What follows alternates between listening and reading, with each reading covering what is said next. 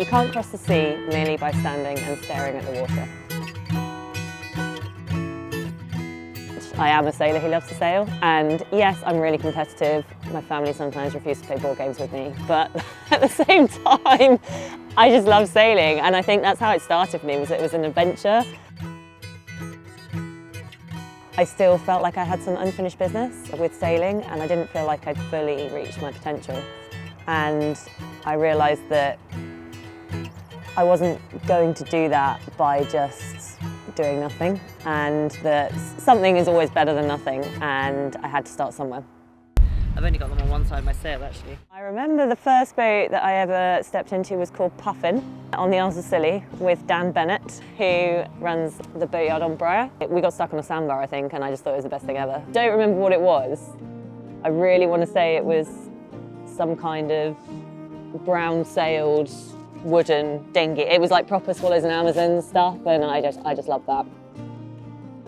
So sailing started for me as a skive out of PE at school that's basically got really out of hand.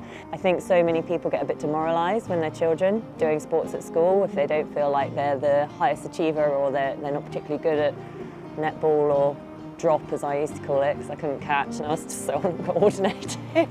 But sailing came up as an option that I could do on Wednesday afternoons instead of all the things that I was really terrible at.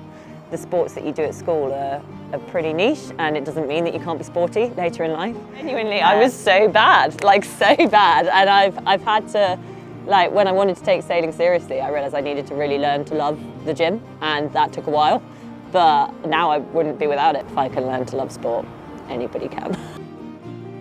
You can't seem to forget her, she fills your memories. When you look at the blue ocean, it's her. I met a really wonderful group of people around Leamington, which is where I'm from, and the sort of acoustic music scene around there is really good. Just played multiple times a week and absolutely loved it, and it kind of saved me in a way, I think, when I was at a bit of a time in my life when I was a bit lost. But I bring a guitar with me wherever I go, so I can just kind of sit and chill in the evenings and twiddle on my guitar.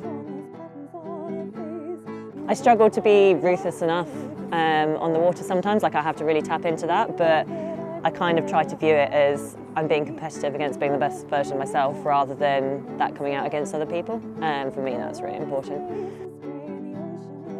Wow, the Olympics, I think it's just something that even if you're not sporty when you're a child, you watch it and you're like, wow, these people are doing such cool things, and the spirit of the whole games is just such a kind of togetherness, and I just loved that. I loved watching that when I was younger. When I was 15, I wrote in a diary that I was going to go to the Olympics one day.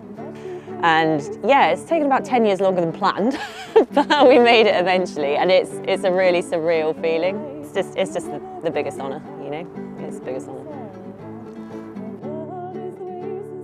Ian Percy and Andrew Simpson were two of my idols when I was a child growing up, watching sailing. So they were great sailors, but when I started doing the senior circuit, I kind of found out that they were also really cool people. They were both super supportive, and I just thought that was really, really awesome. And that's the kind of person I wanted to be, in terms of try and get the best results you can on the water, but also still be a good human being off the water, and that's really important to me.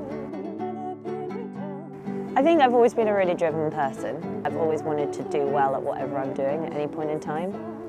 I think I just had to really think about how would I feel if I was to not win the trials again in 2024, and what did I need to do to mean that I would be okay with that, and could I do that? And I decided that I could.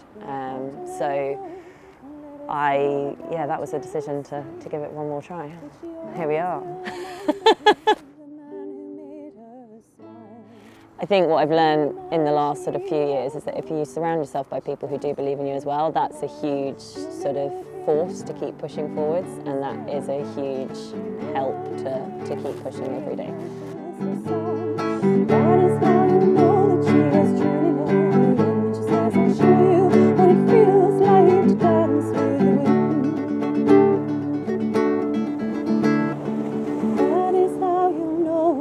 She truly let you in. She showed you what it it feels like to dance with the wind.